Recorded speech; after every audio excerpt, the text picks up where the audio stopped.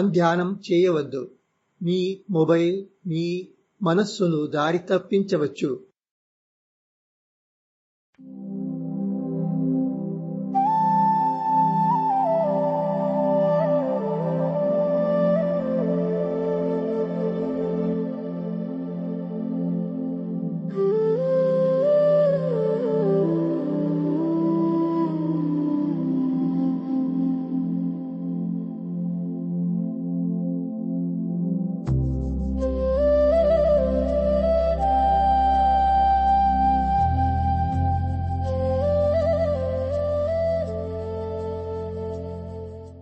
మీరు జీవితంలో ఎప్పుడో ఒకసారి ధ్యానాన్ని ప్రయత్నించి ఉండవచ్చు. చాలా మంది ఒత్తిడిని తగ్గించుకోవడానికి ధ్యానం చేస్తారు. మనస్సును ప్రశాంతపరచడానికి లేదా ఆరోగ్యాన్ని మెరుగుపరచడానికి దానిని ఉపయోగిస్తారు. కానీ నేను ఇప్పుడు ధ్యానం గురించి మాట్లాడబోతున్నాను. అది ఏమిటో అని మీరు ఆశ్చర్యపడవచ్చు. మీరు వెంటనే గుర్తించకపోయినా మీరు అనుకున్న దానికంటే చాలా ఎక్కువగా దానిని ఆచరిస్తున్నారని నాకు నమ్మకం ఉంది. అదే విషయాన్ని నేను వివరించబోతున్నాను. మనమందరం ఎదుర్కొనే ఒక సాధారణ సమస్యతో ప్రారంభిద్దాం. ఒత్తిడి. వేర్వేరు వ్యక్తులకు ఒత్తిడికి వేర్వేరు కారణాలు ఉండవచ్చు. కానీ చాలా సందర్భాల్లో దాని వెనుక పనిచేసే జీవశాస్త్రీయ ప్రక్రియ దాదాపు ఒకటే ఉంటుంది. ముందుకు వెళ్లే ముందు ఒత్తిడికి కారణమయ్యే ఈ ప్రాథమిక విధానాన్ని కొద్దిగా అర్థం చేసుకుందాం. ఒత్తిడి కేవలం మనుషులకే కాదు, జంతువులు కూడా దానిని అనుభవిస్తాయి. ఒక జంతువు తన వైపు వేగంగా వస్తున్న శత్రువును లేదా మృగాన్ని చూసినప్పుడు దాని కళ్ళు వరుస చిత్రాలను మెదడుకు పంపిస్తాయి. ఈ చిత్రాలు ప్రమాదం ఎంత దగ్గరలో ఉంది, ఎంత వేగంగా వస్తుంది, ఏ దిశ నుంచి వస్తుంది అనే సమాచారాన్ని అందిస్తాయి. కళ్ళు ఈ చిత్రాలను ఒకదాని తరువాత ఒకటి మెదడుకు పంపిస్తాయి. పాత సినిమా ఫిల్మ్లోని ప్రేముల మాదిరిగా మెదడు వాటిని వేగంగా విశ్లేషించి ప్రమాద స్థాయిని అంచనా వేయాలి. ఈ చిత్రాల ప్రతిదీ మెదడులో నాడీకణాల కార్యకలాపాల రూపంలో సంకేతీకరించబడుతుంది మరియు ఇలాంటి చిత్రాల నిరంతర ప్రవాహం కొనసాగుతూనే ఉంటుంది. మృగం దగ్గరకు వస్తున్న కొద్దీ ఈ చిత్రాలు మారుతుంటాయి. సహజంగానే పరిస్థితికి అనుగుణంగా మెదడు ప్రతిస్పందన కూడా మారుతుంది. ఆ జంతువు పోరాడాలి లేదా అక్కడి నుండి పారిపోవాలి. దీనినే పై ఆ ఫ్లైట్ ప్రతిస్పందన అంటారు. ఈ రెండింటిలో ఏదైనా చేయాలంటే శరీరంలోని చేతులు కాళ్లకు ఎక్కువ శక్తి అవసరం అవుతుంది. ఆ అవసరాన్ని అధిక రక్త ప్రసరణ ద్వారా తీర్చబడుతుంది. కండరాలకు ఎక్కువ రక్తాన్ని పంపించడానికి గుండె వేగంగా కొట్టుకోవడం ప్రారంభిస్తుంది. దానికి అనుగుణంగా శ్వాస వేగం కూడా పెరుగుతుంది. ఇవన్నీ అడ్రినలిన్, కార్టిసోల్ వంటి హార్మోన్ల స్వయంచాలక విడుదల వల్ల జరుగుతాయి. అదే సమయంలో శత్రువు కదలికలను గమనించడానికి మెదడు అత్యంత అప్రమత్తంగా ఉండాలి. నాడీకణాల ఈ వేగవంతమైన కార్యకలాపం మరియు నిరంతరం మారుతూ ఉండే దృష్టి జంతువులో ఒత్తిడిని సృష్టిస్తాయి. హార్మోన్ల విడుదల దానిని ప్రమాదాన్ని ఎదుర్కొనేందుకు సిద్ధం చేస్తుంది. ఇది తక్కువ స్థాయి జీవిలో కనిపించే ఒత్తిడి పరిస్థితి. అక్కడ ప్రధాన కారణం సాధారణంగా శారీరక ప్రమాదమే. కానీ మనిషి వంటి అభివృద్ధి చెందిన జీవి మానసిక ఒత్తిడిని అనుభవించినప్పుడు కూడా దాదాపు ఇదే నమూనా పునరావృతమవుతుంది.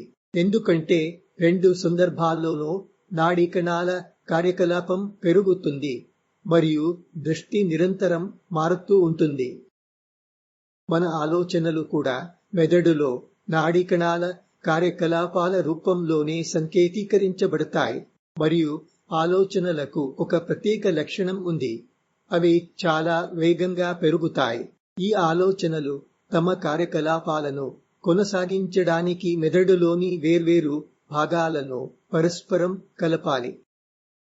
మెదడులోని దృష్టి కేంద్రం ఈ అవసరమైన మార్గాలను సృష్టిస్తుంది. అందువల్ల ప్రతి ఆలోచన దృష్టిని తన వైపు లాగడానికి ప్రయత్నిస్తుంది. ఆలోచనలు అనేక కావచ్చు, వాటిలో చాలావి ఒకేసారి ఉత్పన్నమవుతాయి. అందువల్ల ఈ పోటీ ఆలోచనల మధ్య దృష్టి కేంద్రం అల్లకల్లోలమవుతుంది. ఇప్పుడు మెదడు బాహ్య దాడి జరిగినట్లే ఒక పరిస్థితిలోకి ప్రవేశిస్తుంది. కారణం వేరైనా మెదడులోని అంతర్గత పరిస్థితి మాత్రం దాదాపు అదే ఉంటుంది. సహజంగానే ఇది కూడా ఒత్తిడికి సంబంధించిన హార్మోన్ల విడుదలకు దారితీస్తుంది. నిజంగా పోరాడాల్సిన లేదా పారిపోవాల్సిన శారీరక అవసరం లేకపోయినా. కానీ ఈ హార్మోన్లు దీర్ఘకాలం విడుదల అవుతూనే ఉంటే అవి తీవ్రమైన సమస్యలను సృష్టించవచ్చు. అవి అత్యవసర పరిస్థితుల కోసం మాత్రమే ఉద్దేశించబడ్డాయి. అందుకే దీర్ఘకాలిక మానసిక ఒత్తిడి అనేక ఆరోగ్య సమస్యలకు కారణమవుతుంది. అయితే ధ్యానం ఎలా సహాయపడుతుంది? మీరు ధ్యానం చేస్తున్నప్పుడు ఏమి చేస్తారు? మీ దృష్టిని ఒకే వస్తువు లేదా కార్యకలాపంపై కేంద్రీకరిస్తారు మరియు మీరు ఆ దృష్టిని మరింత పదును పెడుతుండగా ఒక ముఖ్యమైన విషయం జరుగుతుంది. మెదడులోని దృష్టి కేంద్రం ఒకే లక్ష్యంపై నిలకడగా పనిచేస్తూ ఉంటుంది. మెదడులో ఉత్పన్నమయ్యే ఆలోచనలకు దృష్టి లభించదు. ఆ దృష్టియే ఆలోచనలు మెదడులోని వేర్వేరు భాగాలకు వ్యాపించడానికి అవసరమైన నాడీ మార్గాలను సృష్టిస్తుంది. ఆలోచనలకు దృష్టి దక్కకపోతే అవసరమైన మార్గాలు ఏర్పడవు. ఆ మార్గాలు లేకపోతే ఆలోచనల కార్యకలాపం క్రమంగా బలహీనపడుతుంది. బలహీనమవుతున్న ఆలోచనలు కొత్త ఆలోచనలను సృష్టించే సామర్థ్యాన్ని కోల్పోతాయి. ఈ విధంగా ధ్యానం క్రమంగా ఆలోచనల సంఖ్యను తగ్గించి చివరికి మనస్సును ప్రశాంతపరుస్తుంది. ప్రశాంతమైన మనస్సు అంటే తక్కువ ఒత్తిడి. ప్రశాంతమైన మనస్సు ఒత్తిడి వల్ల కలిగే హానికర ప్రభావాల నుంచి మిమ్మల్ని రక్షిస్తుంది. ధ్యానాభ్యాసం ఒక నిర్దిష్ట కార్యంపై దృష్టిని నిలుపుకునే మెదడు సామర్థ్యాన్ని బలపరుస్తుంది. మంచి ఏకాగ్రత అంటే మీరు చేసే ప్రతి పనిలో మెరుగైన పనితీరు. ఆ విధంగా ధ్యానం ఒకేసారి రెండు ప్రయోజనాలను అందిస్తుంది. ఇది ఒత్తిడిని తగ్గిస్తుంది. ఇది మానసిక ఏకాగ్రతను మెరుగుపరుస్తుంది. ధ్యానం ఏమి చేస్తుంది మరియు అది ఒత్తిడిని ఎలా తగ్గిస్తుంది అనే విషయానికి ఇది ఒక సంక్షిప్త వివరణ. కానీ ఈ రోజుల్లో మనమందరం సామాజిక మాధ్యమాల గందరగోళానికి నిరంతరం గురవుతున్నాం.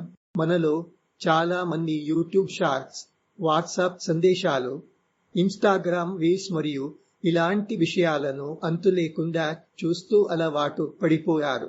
సామాజిక మాధ్యమాల మితమైన వినియోగం తప్పనిసరిగా చెడ్డది కాదు. అది ఉపయోగకరమై ఉండవచ్చు కూడా. కానీ మీరు క్లిక్ బైట్ల బానిసలైతే ఏమవుతుంది? సామాజిక మాధ్యమాలలోని చాలా కంటెంట్ జ్ఞానాన్ని పంచడం కంటే దృష్టిని ఆకర్షించడానికి ఎక్కువగా రూపొందించబడింది. అలాంటి కంటెంట్ సృష్టికర్తలు ఉపయోగకరమైన సమాచారాన్ని అందించడం కంటే మీ దృష్టిని పట్టుకోవడంపైనే ఎక్కువ ఆసక్తి చూపుతారు. దాని ఫలితంగా మీ మనస్సు నిరంతరం మారుతూ ఉండే మరియు ఎక్కువగా అవసరం లేని సమాచారంతో నిండిపోతుంది. దానికి అనుగుణంగా మీ దృష్టి కూడా వేగంగా మారుతూ ఉంటుంది.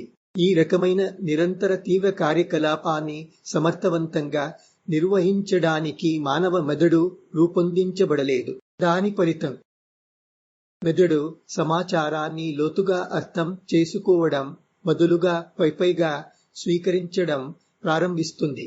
నిజంగా అర్థం చేసుకోవడం బదులుగా కేవలం నమూనాలను మాత్రమే వెతకడం మొదలు పెడుతుంది.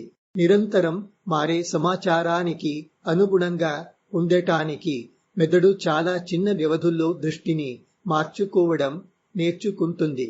దీని వల్ల ఒకే విషయంపై ఎక్కువసేపు దృష్టిని నిలుపుకునే మన సామర్థ్యం బలహీనపడుతుంది. అధిక నాడీ కణాల కార్యకలాపం చివరికి మనస్సును ఒత్తిడి వైపు నెడుతుంది. నిజానికి మీరు ధ్యానానికి పూర్తి విరుద్ధమైన పనిని చేస్తున్నారు. ఒకే లక్ష్యంపై తీవ్రంగా దృష్టి పెట్టడం కంటే మీరు నిరంతరం వేగంగా ప్రవహించే ఆలోచనలు మరియు ఉద్రేకాల ప్రవాహాన్ని వెంబడిస్తున్నారు. అధిక మీడియా వినియోగం క్రమంగా మెదడు ఏకాగ్రత సామర్థ్యాన్ని బలహీనపరుస్తుంది. చివరికి అది మీ సాధారణ దైనందిన కార్యకలాపాలకు కూడా అంతరాయం కలిగించవచ్చు. ఈ రెండు పరిస్థితులను జాగ్రత్తగా పోల్చి చూడండి. ధ్యానం ప్రారంభించే ముందు మీరు మీ ఏకాగ్రత సామర్థ్యాన్ని పదును పెట్టి మనస్సును సిద్ధం చేస్తారు. తరువాత ఆ ఏకాగ్ర మనస్సును ఒకే లక్ష్యంపై ప్రయోగిస్తారు. మీరు దృష్టిని మరింత మెరుగుపరుస్తూ బలపరుస్తూ వెళ్తారు.